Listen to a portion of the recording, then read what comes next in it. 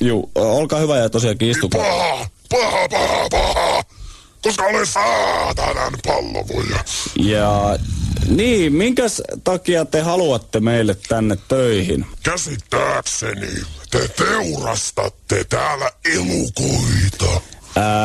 Niin, no me olemme lihan jalostamo. Lihaa. Niin. Niin. Minä olen teurastanut paljon elukoita, pannut ne lihoiksi. Tehän roikutatte täällä kuolleita elukoita. Pää alaspäin, eikö vain? Juu, no siis kyllähän lihaa riiputetaan. Roikutetaan lihaa. Niin, kyllä. Raakaa lihaa.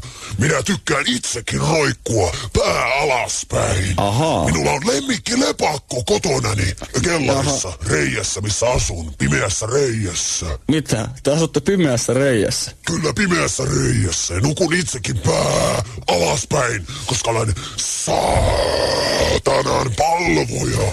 Jaha. Juu, meillä oli todellakin ilmoitus lehdessä, että meillä on teurastajan paikka vapaana. Kyllä, mutta... Teurastaja!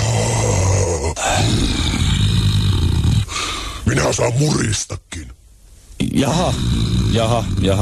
Jos siitä on hyötyä. Ei siitä valitettavasti nyt ole hyötyä tässä Karjua.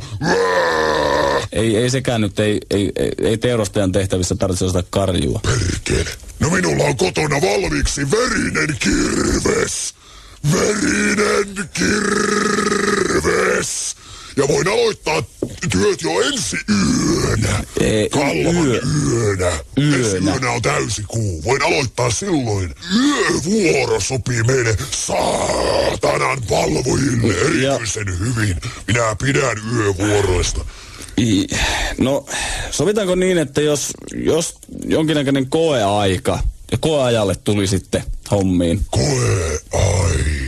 Kuulostaa kohtalokkaalta. Niin, että kävisikö teille tämmönen... Kyllä se käy. Tervetuloa vain. Sairastuloa. Kyllä, joo, kiitos. Missäs päin se alttari on? Alttari.